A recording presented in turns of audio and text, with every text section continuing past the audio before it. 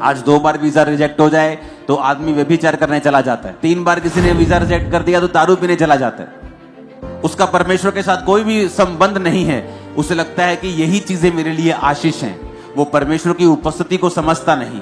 एक बात आपको दिमाग में रखनी होगी कि अगर परमेश्वर ने आपको चुना है तो उसने आपकी लाइफ में बड़े काम करने के लिए आपको चुना है और वो कुछ बड़ा आपकी जिंदगी में करना चाहता है, इसमें कोई शक नहीं। आप परमेश्वर जा रहे थे और रास्ते में जब पेड़ दिखा अंजीर का तो परमेश्वर ने कहा रुको मुझे भूख लगी, और जब पेड़ के पास गए तो फल नहीं था। और वचन कहता है फल का समय नहीं था। फल का समय नहीं था तो परमेश्वर को बोलना चाहिए ठीक है समय नहीं है।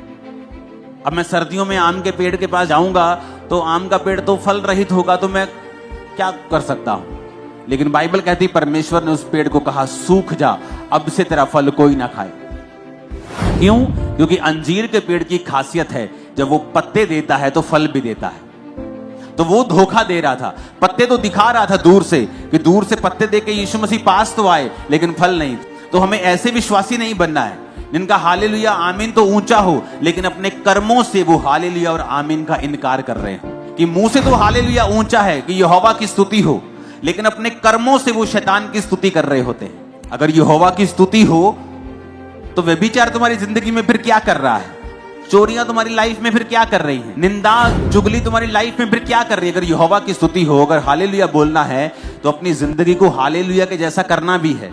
कि जब परमेश्वर तुम्हारा हालेलुया और आमीन देखे, तुम्हारी प्रार्थना को सुनकर तुम्हारे पास आए, तो उसे तुम फेक पेड़ की तरह ना दिखाई दो कि जिसके पत्ते तो हैं, जो ऊपर से अपने आप को धर्मी तो दिखा रहा है लेकिन अंदर से धर्मी नहीं है। अब आपको यह समझ आ गया कि परमेश्वर ने मुझे चुना है, मैंने उसे नहीं ग्रहण किया, उसने मुझे चुना है और इसलिए चुना है।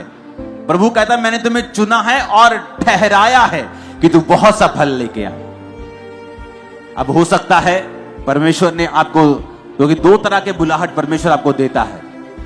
पहली बुलाहट सबकी एक है जो मती में लिखा है कि जाओ और सब जातियों को चेला बनाओ और सुसमाचार सुनाओ।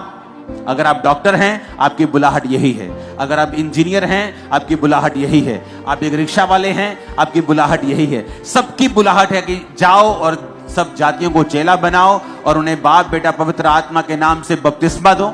सबकी बुलाहट है ये। कोई नहीं कह सकता कि मैं बिजी हूं, मैं बिजनेसमैन हूं, मेरी वाइफ करती है, कोई नहीं कह सकता, क्योंकि ये परमेश्वर का हुक्म है।